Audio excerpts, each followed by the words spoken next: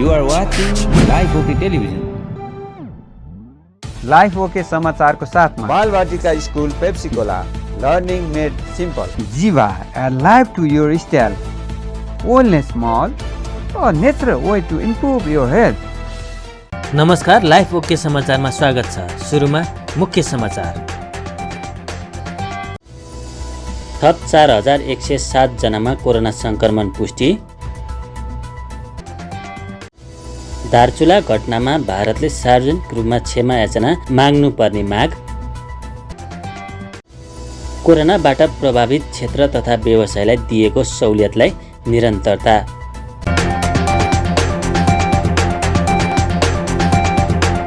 अब समाचार विस्तारमा।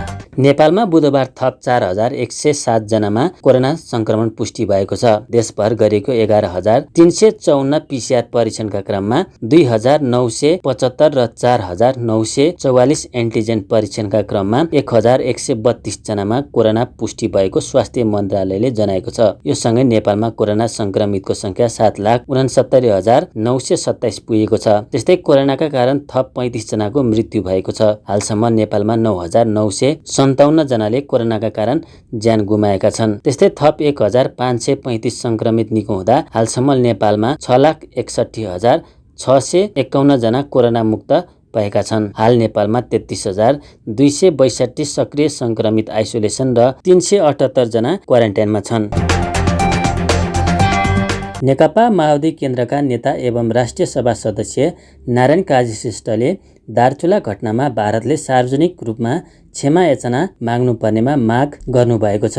बुधबार बसेको राष्ट्रिय सभा बैठकमा श्रेष्ठले भारतीय सीमा सुरक्षा बलका व्यक्तिकै कारणबाट तुइनको तार काटिएका कारणबाट जय सिंह धामी महाकाली नदीमा बेपत्ता भएको भन्दै भारतले अविलम्ब नेपाल र नेपाली जनतासँग सार्वजनिक क्षमा याचना गर्न माग गर्नुभएको हो। उहाँले छानबिन समितिले उक्त घटनामा तत्काल सत्य तथ्य पत्ता लगाई दोषीलाई कारबाही र पीडितलाई राहतको व्यवस्था गर्नुपर्ने धारणा राख्नुभयो। दोषीलाई कारबाहीको माग तथा पीडित परिवारलाई तत्काल राहत र क्षतिपूर्तिको व्यवस्था गर्नुपर्ने र कूटनीतिक पहलबाट समाधान निकाल्ने प्रयास गर्नुपर्ने उहाँले बताउनुभयो। श्रेष्ठले आफूहरूले अहिले पनि भारतसँग असल मैत्रीपूर्ण सम्बन्ध कायम हुनुपर्नेमा जोड दिएको जिकिर गर्नुभयो। फरक प्रसङ्गमा उहाँले प्रतिनिधि सभा विघटन हुनुमा तत्कालीन प्रधानमन्त्री केपी शर्मा ओली नभएर सबै राजनीतिक पार्टीहरू पनि जिम्मेवार रहेको बताउनुभयो। तत्काल कडा कारबाही गर्न माग गर्दछु र अबका दिनहरूमा यस प्रकारका हेरपाह उत्पीडनकारी व्यवहार अन्त्य गर्न नडराउन पनि म जोरदार माग गर्न चाहन्छु। त्यसैगरी यस सन्दर्भमा नेपाल सरकारले छानबिन समिति बनाएर परिपक्व कूटनीतिद्वारा यो समस्याको संवादद्वारा समाधान गरौँ र आवश्यकता पर्दा जे कदम चाल्नुपर्छ सबै कदम चाल्ने दृढता प्रकट गरेको छ। सामान्यतया नीतिगत रूपमा त्यो ठिकै छ, तर यो ढिलो भयो। नेपाल सरकारको म गम्भीर ध्यानाकर्षण गराउन चाहन्छु। छानबिन समितिको रिपोर्ट छिटो ल्याएर छिटोभन्दा छिटो आफ्नो तर्फबाट भारत सरकारसँग गम्भीर विरोध र आपत्ति प्रकट गर्ने र दोषीमाथि कारबाहीको माग गर्ने र पीडित परिवारलाई उचित राहत र भरपेटको व्यवस्था गर्न तत्काल कदम चालोस् भन्ने माग गर्न चाहन्छु। नेपाली जनतामा यस प्रकारको अमानवीय क्रूर घटनाबाट जुन पीडा पैदा भएको छ त्यो पीडाले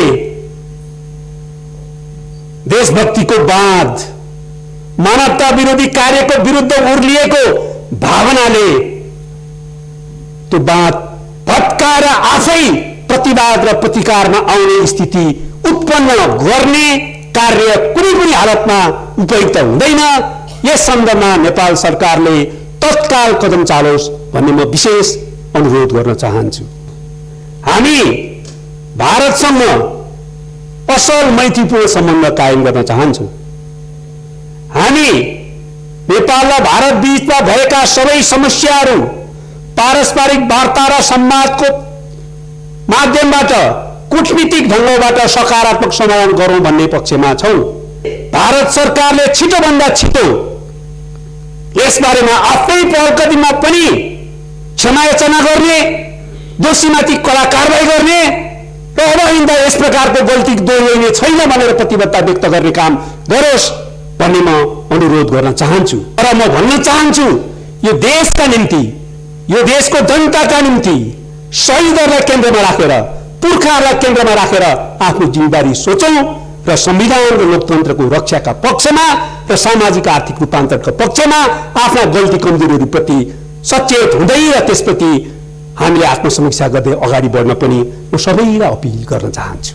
त्यस्तै बैठकमा एमालेका राष्ट्रिय सभा सदस्य खिमलाल भट्टराईले दार्चुलामा भारतीय सीमा सुरक्षा बलले तुइन काट्दा नेपाली नागरिक हराएको विषयमा प्रधानमन्त्रीले भारतीय समकक्षीसँग किन कुरा नगरेको भनेर प्रश्न गर्नुभयो। भट्टराईले दार्चुला घटना सम्बन्धमा परमादेश सरकारले खुट्टा कमाएको आरोप लगाउनुभयो। भट्टराईले सरकारले भूमि आयोग खारेज गरेर लाखौं भूमिहीनको सपना कुठाराघात गरेको बताउनुभयो। त्यस्तै उहाँले वर्तमान सरकारले जनतामुखी काम गर्ने संकेत नदेखाएको आरोप लगाउनुभयो। दार्चुलाका जयसिंह धामी नदीमा खसेर बेपत्ता भए। अहिलेसम्म न सास न लासको अवस्था छ। अध्यक्ष महोदय, यो मानवता विरोधी जघन्य अपराध हो। नेपालीहरूको लागि यो असाध्यै दुःखद र पीडादायी घटना पनि हो। अध्यक्ष महोदय, परमादेश सरकारले खुट्टा किन कमाएको? भारतीय एसएसबीका जवानले तुइनको तार काटेर जयसिंह धामी नदीमा खसेर बेपत्ता भएका हुन्। देखि जान्ने साक्षीहरूले यो कुरा भनिरहेका छन्। बुझ्न बाँकी के छ? यो मानवतासँग जोडिएको र राष्ट्रियतासँग पनि सम्बन्ध राख्ने घटना हो। अध्यक्ष महोदय, भारतीय पक्षको हेपा र मिचा प्रवृत्ति पनि हो। यस्तो घटनामा नेपाल सरकारका प्रधानमन्त्री सम्माननीय शेरबहादुर देउवाज्यूले भारतीय समकक्षीसँग संवाद गर्नुपर्ने होइन र इन सुकुम्बासी जनताको सपनालाई भङ्ग गरिएको हो। अध्यक्ष महोदय, सरकारले आयोग भङ्ग गरेर लाखौं लाख भूमिहीन सुकुम्बासीहरूको पेटमा लात हानेको छ। बैठकमा कांग्रेसका राष्ट्रिय सभा सदस्य अनिता देवकोटाले दार्चुला घटनामा सरकारले निष्पक्ष छानबिन गर्नुपर्ने बताउनुभयो। उहाँले तुइनमा तर्नुपर्ने बाध्यात्मक अवस्थाको सदाका लागि अन्त्य गर्न सरकारको ध्यानाकर्षण गराउनुभयो। अब जनताले कुरा नभई काम खोजेको भन्दै सरकारले जनताका लागि काम गर्नुपर्ने धारणा राख्नुभयो। मत हुँदै सर्वोच्चको आदेशबाट सडकमा गएको धेरै दिन भएको छैन। त्यही पृष्ठभूमिमा नेपाली कांग्रेसका सभापति शेरबहादुर देउवा असाढ 29 गते प्रधानमन्त्री नियुक्त हुनुभएको छ। प्रतिनिधि सभाका सदस्यहरूले विश्वासको मत दिएर यो सरकारलाई बलियो समर्थन दिएका छन्। तसर्थ कोभिडबाट मुलुक आक्रान्त भएको छ। कोभिड अझै घटेको छैन। निषेधाज्ञा खुकिलो भएको छ, अन्त्य भएको छैन। बजारहरू खुलेका छन्, सुचारू भएका छैनन्। उद्योग धन्दाहरू सञ्चालनमा आउन सकेका छैनन्। जनताले अब कुरा होइन, काम खोजेको छ। प्रचार होइन, जनताले परिणाम चाहेको छ। तसर्थ यो सरकारले हिजो आफ्नो मतमाथि ओली नेतृत्व सरकारले हुर्मत लिने र अपमान गर्ने जुन कार्य गर्यो, त्यो कार्यको यो सरकारले नागरिकका जनभावनालाई कदर गरेर त्यो मूल्यलाई फिर्ता गर्न सकोस् भन्ने जनआकांक्षा रहेको छ। उहाँले कोरोनाको खोप सबै नागरिकलाई दिनका लागि सरकार गम्भीर हुनुपर्ने बताउनुभयो। त्यसअघि बैठकको शून्य समयमा राष्ट्रिय सभा सदस्यहरूले विभिन्न विषयमा सरकारको ध्यानाकर्षण गराएका थिए। नेपाल राष्ट्रिय बैंकका गभर्नर महाप्रसाद अधिकारीले कोरोनाबाट प्रभावित क्षेत्र तथा व्यवसायलाई दिएको सहुलियतलाई निरन्तरता दिने बताउनु भएको छ। सिंहदरबारमा बुधबार बसेको प्रतिनिधि सभा अन्तर्गतको अर्थ समिति बैठकमा गभर्नर अधिकारीले कोरोनाको अर्को लहर सुरु भए थप समस्या हुने भन्दै सहुलियतलाई निरन्तरता दिने बताउनु भएको हो। उहाँले आगामी मौद्रिक नीतिको तयारीमा रहेको भन्दै सरकारले सहुलियत दरमा ऋण दिने कामलाई नै प्राथमिकता दिने बताउनुभयो। अधिकारीले बढ्दो व्यापार घाटालाई चिन्ताको विषय भएको भन्दै केही वस्तु आयातमा नियन्त्रण आवश्यक रहेको धारणा पनि राख्नुभयो। व्यापार घाटालाई ब्रिप्रेसनबाट भरथेक गर्न नसके विदेशी मुद्राको सञ्चितमा चुनौती थपिने उहाँको भनाइ छ। यस्तै उहाँले बजेटमा राखेका कार्यक्रम कार्यान्वयन भए नभएको र प्रभावकारिता रहे नरहेको बारे समन्वय र सहयोग गर्न सरकार चुक्ने गरेको जिकिर गर्नुभयो। सरकारले योजना बनाएर पनि थप साथ नदिएकाले शैक्षिक प्रमाणपत्र सर्टिफिकेट धितोमा राखेर लिइने कर्जा योजनाले सोचे जस्तो सफलता प्राप्त गर्न नसकेको उहाँले बताउनुभयो। मौद्रिक नीतिको एउटा लिङ्केज फिस्कल पोलिसी र मनी पोलिसी बिचको लिङ्केज क्रिएट गर्ने आधार डकुमेन्ट नै बजेट हो र त्यसले हामीलाई अघि मैले निवेदन गरेँ त्यस्तै गरी खास गरी मौद्रिक एक्सपान्सन कसरी गर्ने हो त, हाम्रो मुद्रा प्रदायको लेभल कस्तो हुने हो त, अनि क्षेत्रमा क्रेडिट कति दिनुपर्ने हो त, मार्केटलाई लिक्विडिटी कस्तो पार्नुपर्ने हो त भन्ने विषयहरूमा चाहिँ बजेटले दिएको इन्डिकेसनहरू आधारहरू उसले प्रक्षेपण गरेको उसले आश राखेको ग्रोथको रेट उसले तय गरेको बजेटको साइज यी कुराले गभर्न गर्छ। त्यसलाई टेकेर हामीले बनाउनु रिभ्यू हेर्छ चाहिँ हुँदैन, त्यसलाई आधार त्यसपछि मानिसले उठाउनु भएको अर्को महत्त्वपूर्ण कुरा चाहिँ खास गरी यो मोराटोरियम दिएर ऋण तिर्ने म्याद थपेर पर सालतिर मात्रै उनीहरूलाई खासै सुविधा होला राहत होला भन्ने सन्दर्भमा चाहिँ अब इमिडिएटली उसको रिकभरी नोटिस आउने, उसको बारेमा व्यवसायीको बारेमा उसको चाहिँ निलामको नोटिस आउने, असुलीको नोटिस आउने, त्यो पब्लिसिटी हुने जुन त्रास हुन्छ त्यसबाट मुक्त हुन्छ होइन। अब ब्याङ्कहरूले त्यसलाई राइटअफै गरिदिने, त्यसलाई मिनाइ गरिदिने, तल्ला ब्याङ्कहरू पनि आपसमा त कमर्सियल एन्टिटी हो, उनीहरूको एग्रिमेन्ट उनीहरूले गर्नुपर्ने काम त अल्टिमेटली पब्लिकको डिपोजिटलाई नै उनीहरूले म्यानेज गरे हो, मध्यस्थताको काम गरे हो। त्यस कारण उनीहरूले रेगुलर बेसिसमा त्यो मिना दिने आदि तयारी गर्न सक्दैन। प्रथम कुरा दिनुपर्छ भने फेरि हामी राज्य नै अगाडि बढ्नुपर्ने हुन्छ, बजेटले नै त्यसलाई सपोर्ट गर्नुपर्ने हुन्छ। सरकारले बोलिदिने मात्रै तर कार्यान्वयन चाहिँ ब्याङ्कले गर्नुपर्ने भन्ने भयो त्यो कुरो, त्यो सक्सेस हुँदैन, त्यो फेल हुन्छ। कुरो गर्न खोजे पनि त्यसले सही रिजल्ट दिँदैन। त्यसले त हामीले काम गरिराख्दाखेरि सरकारले कुनै कार्यक्रम ल्याउँछ भने जस्तो सहुलियतपूर्ण ऋण भनौँ, सरकारले ब्याज दिएको छ, कार्यान्वयन भएको छ प्रत्येक। अनि यहाँनिर पनि यो कार्यक्रमहरूमा अब रिस्क चाहिँ ब्याङ्कले बिहोर्नुपर्छ होइन। ब्याजै दियो भने पनि त्योसँग अन्डरलाइङ रिस्क हुन्छ नि, रिकभरीको रिस्क पनि त्यो ब्याङ्कले बिहोर्नुपर्छ। त्यो रिस्क पनि भनौँ न, ग्यारेन्टी पनि सरकारले दिया हुन्थ्यो, सोभरेन रिस्क सोभरेन ग्यारेन्टी राज्यले दिया हुन्थ्यो भने त्यसमा ब्याङ्कले समस्या दिँदैन। फर इक्जाम्पल 2007-08को चाहिँ क्राइसिसमा अस्ट्रेलियाले 10 वर्षसम्मको लागि ग्यारेन्टी दियो, राज्यले नै ग्यारेन्टी दियो ऋणको लागि, त्यसले गर्दा रिकभरीलाई सजिलो। अब यहाँनिर यो चाहिँ सर्टिफिकेटवाला कर्जाको प्रसङ्ग निस्किराख्दाखेरि चाहिँ हामी यसलाई युवाहरूसँग गाँसिएको विषय छ होइन, एजुकेसनसँग गाँसिएको विषय छ, यसलाई प्राथमिकताका साथ राख्नुपर्छ, राखिन्छ पनि। तर यसको कार्यान्वयन त्यति धेरै सन्तोषजनक छैन। गत साल हेर्दा 140 जनाले यो ऋण पाउनु भएको छ र 6,37,00,000 ऋण गएको छ। डाइरेक्सन हाम्रो कार्यदिशा नै मौद्रिक नीति ल्याइराख्दाखेरि दैनिक क्षेत्रमा भएको रिसोर्सेसलाई बेसीभन्दा बेसी उत्पादनशील क्षेत्रमा प्रयोग गर्ने, आयातलाई सब्स्टिट्युसन हुने गरी प्रयोग गर्ने हाम्रो कामना हो। हामीले त्यसरी नै राखिरहेछौँ। तर व्यावहारिक कठिनाइहरू हामी कहाँ छौँ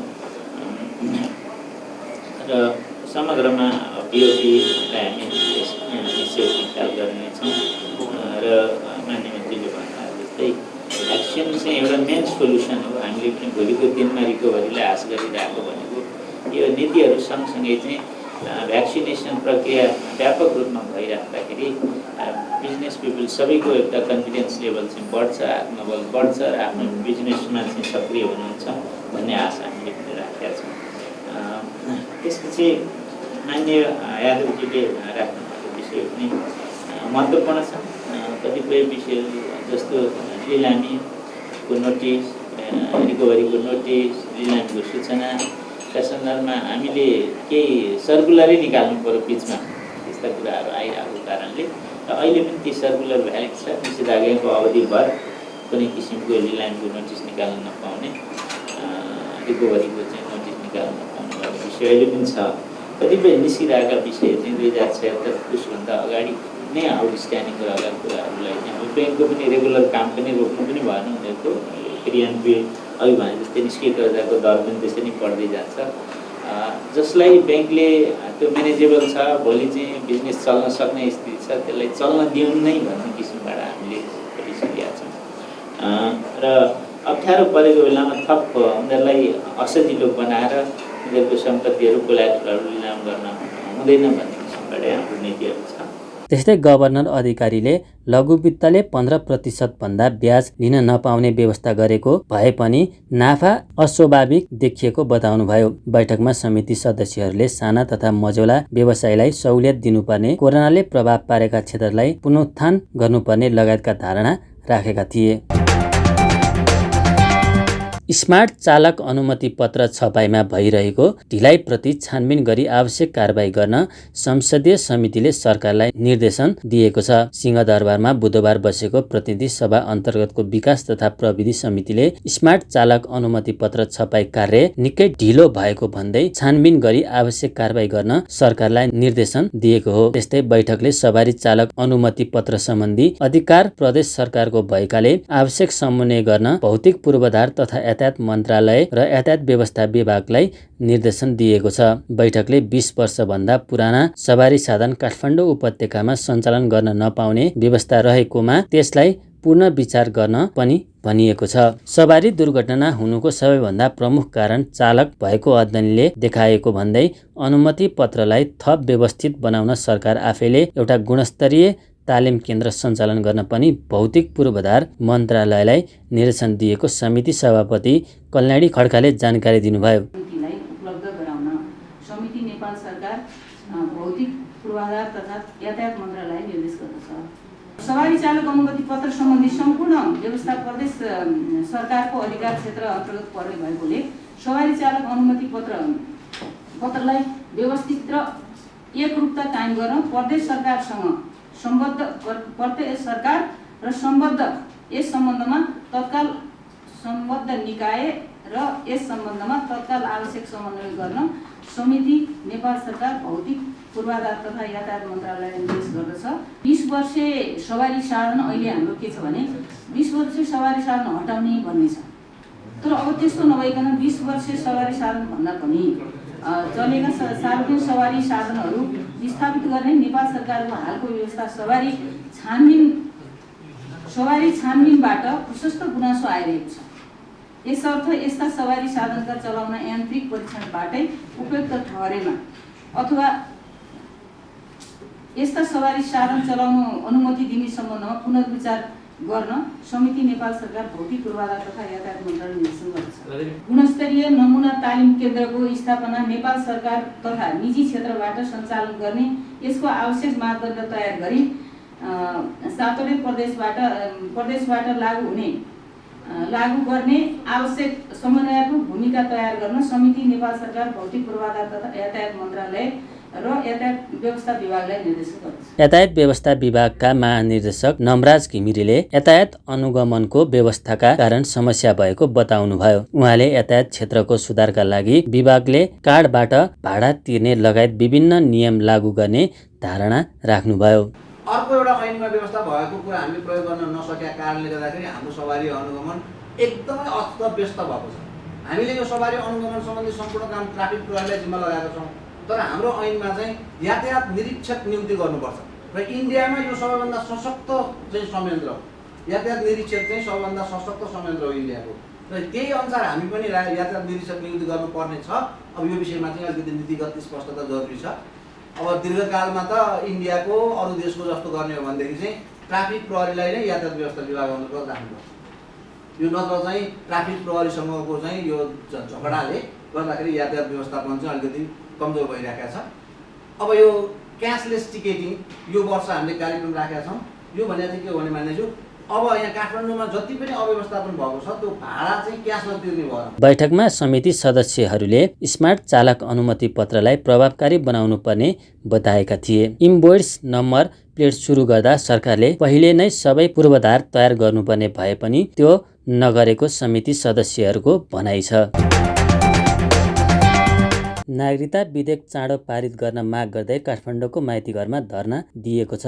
नागरिकताविहीन नेपालीहरू समूहले बुधबार माइतीघर मण्डलामा दबावमूलक धरना दिएका हुन्। नेपालको संविधान 2072 को भाग 2 धारा 11 को उपधारा 3 र 5 कार्यान्वयन गर्न र छिटोभन्दा छिटो नागरिकता ऐन संशोधन गर्न पनि उनीहरूले माग गरेका छन्। प्रदर्शनमा सहभागीहरूले आफूहरूले नागरिकता नपाएको भन्दै युवाहरूले विगतको दिनमा नागरिकता नपाएर गुमाएका सेवा सुविधाको क्षतिपूर्ति पाउनुपर्ने समेत सरकारसँग माग गरेका थिए। संविधान बमोजिम जन्मसिद्ध नागरिकका सन्तान र आमाको नामबाट नागरिकता नपाउँदा आफूहरू राज्यविहीन हुन पुगेकाले विरोध गर्नु परेको प्रदर्शनकारीको भनाइ छ। धारा 11 र उपधारा 3 र 5 हाम्रो रहेको छ।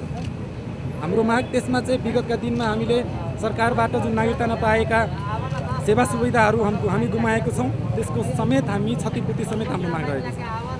जारी नै रहन्छ जबसम्म हाम्रो माग पुरा हुँदैन तबसम्म हामी छोड्ने छैनौँ। देशका धेरै जिल्लाबाट, यहाँ कुनै काठमाडौँबाट छैन, सब विभिन्न जिल्लाबाट पीडित व्यक्तिहरू आएको छ। हाम्रो कार्यक्रम आज स्टार्ट भइसक्यो।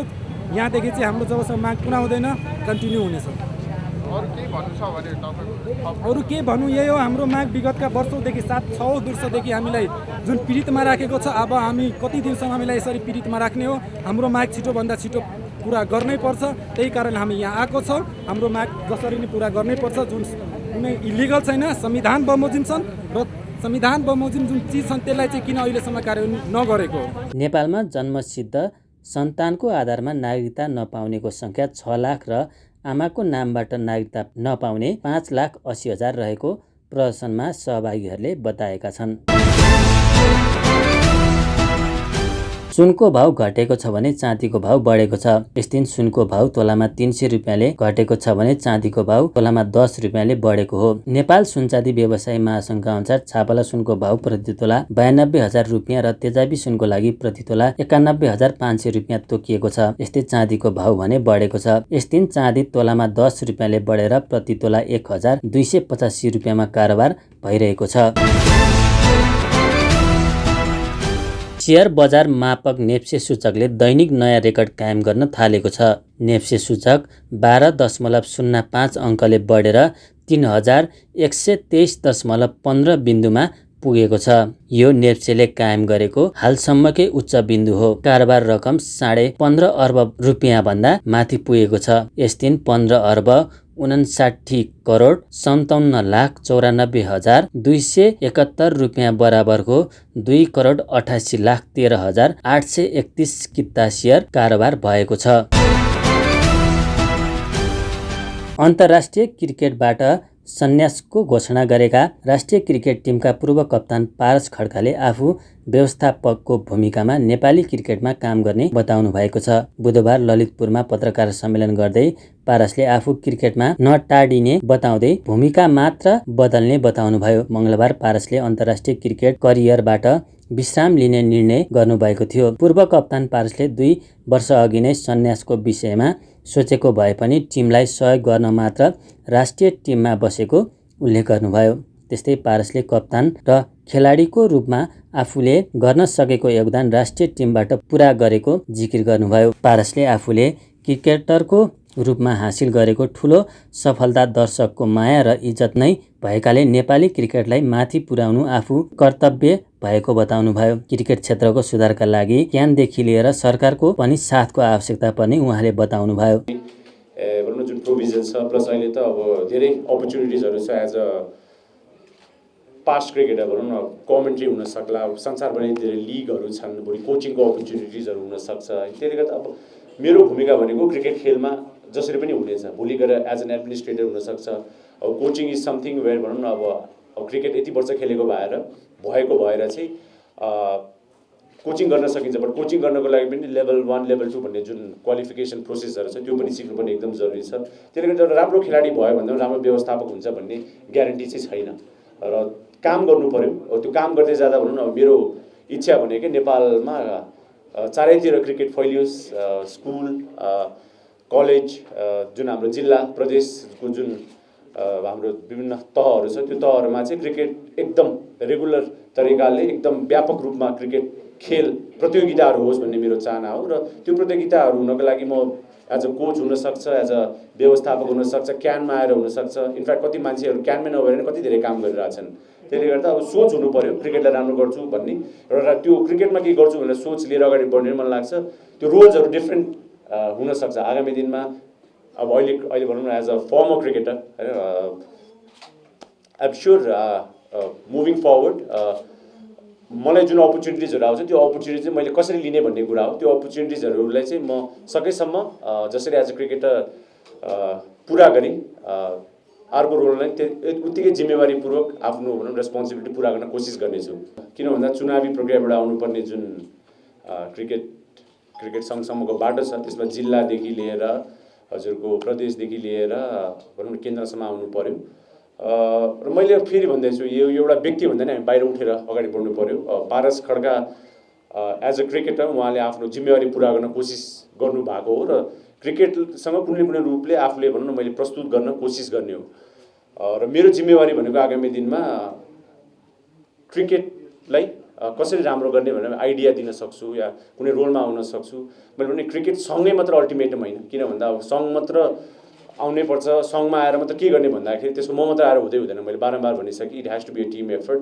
जति पनि छौँ हामीहरू क्रिकेटसँग सम्बन्धित सबैजना त्यस्तो केही छैन। आई थिङ्क जो हुनुहुन्छ अहिले उहाँहरूसँगै मिलेर काम गर्नुपर्छ, उहाँहरूलाई जिम्मेवारी बद्ध बनाउनुपर्छ अलिकति। र मलाई लाग्छ रेस्पोन्सिबिलिटी लिनु पऱ्यो सबैजनाले। जसरी राष्ट्रिय क्रिकेट टिमको हरेक खेलाडीले मलाई लाग्छ जिम्मेवारी लिएको छ आफ्नो पर्फर्मेन्सको, आफ्नो टिमको पर्फर्मेन्स, प्रशिक्षकहरूले जसरी भनौँ न जिम्मेवारी लिएको छन्। आई होप आगामी दिनमा हामी सबैजना क्रिकेटसँग जो पनि छौँ इन्क्लुडिङ स्पोर्ट्स मिडिया, किन भन्दाखेरि मिडिया पनि इम्पोर्टेन्ट रोल छ राइट र रङ के हो भनेर छुट्याउनको लागि, सही कुरालाई प्रोत्साहन गर्नको लागि, गलत कुरालाई भनौँ न छुट्याउनको लागि त्यो सब कुरा लिएर अगाडि बढ्ने हो भने मलाई लाग्छ हामी अहिले जहाँ छौँ ओडिआई स्टेटसै मेन्टेन गरे पनि हाम्रो लागि एकदमै ठुलो उपलब्धि हुनेछ। तर आगामी दिनमा ओडिआई स्टेटसको बारे सोचिराख्नु पर्दाखेरि भनौँ न नेक्स्ट 8-10 इयर्समा यदि हामी टेस्ट राष्ट्र बन्छौँ भने मलाई लाग्छ हामी सबैजना एउटा खुसी हुने माहौलै हुन्छ त्यति बेला। I said it why not. तर त्यो अपर्च्युनिटी भनेको म त्यो बेला लिनेछु जब एउटा क्रिकेट व्यवस्थापनलाई चाहिँ कुनै ठाउँमा पुर्याउन सकेँ भने। र त्यो क्रिकेट व्यवस्थापन भनेको एउटा मान्छेमा ठोकिनु भएन। अघि अब सबैजनाको एक्सपेक्टेसन यो नहोस् कि अब एउटा खेलाडीको खेल्ने समयमा नेपाल क्रिकेट यहाँबाट यहाँ पुग्यो सो व्यवस्थापन पनि यहाँबाट यहाँ पुग्छ भनेर त्यो अघि मैले भने जस्तै त्यो ग्यारेन्टी छैन। 1 से 1 राम्रो खेलाडीहरू राम्रो क्याप्टेन बन्न सकेका छैनन्, राम्रो क्याप्टेन राम्रो खेलाडीहरू प्रशिक्षक बन्न सकेका छैनन् र प्रशिक्षकहरू खेलाडीहरू एडमिनिस्ट्रेटर बन्न सकेका छैनन्। त्यसले गर्दा अब क्रिकेट बाहेकको जुन पोलिटिकल जुन लाइन छ पोलिटिकल लाइनमा मेबी राइट अपर्च्युनिटिज आयो भने होइन I might think of it. But again मेरो इम्प्याक्ट कतिको पर्छ त्यो ठाउँमा भन्ने कुराले मैले जहिले पनि आफूले भनौँ न तुलना गरेको छु। यदि म कुनै भनौँ न संस्थासँग जोडिएर कुनै पार्टीसँग जोडिएर यदि नेपाललाई भनौँ न मैले कुनै न कुनै तरिकाले कुनै भ्याल्यु एड गर्न सक्छु भने I will be ready. But मेरो पहिलो प्राथमिकता भनेको चाहिँ अहिलेको लागि चाहिँ क्रिकेट राम्रो होस् भन्ने नै हो। झन्डै 19 वर्ष नेपाली टिमबाट खेलेका पारस 10 वर्ष कप्तानको भूमिकामा रहनु भएको थियो। नेपाली क्रिकेटका सफल कप्तानका रूपमा रहेका पारसको कप्तानीमा नै नेपाली T20 विश्वकप खेल्नेदेखि लिएर 1 दिवसीयमा डेब्यू गरेको थियो। अन्त्यमा प्रमुख समाचार फेरि एकपटक। थप 4107 जनामा कोरोना संक्रमण पुष्टि। दार्चुला घटनामा भारतले सार्वजनिक रूपमा क्षमा याचना माग्नुपर्ने माग। कोरोनाबाट प्रभावित क्षेत्र तथा व्यवसायलाई दिएको सहुलियतलाई निरन्तरता। हस्त अहिलेका लागि लाइफ ओके समाचार यति नै। हेर्दै गर्नुहोला लाइफ ओके टेलिभिजन। नमस्कार।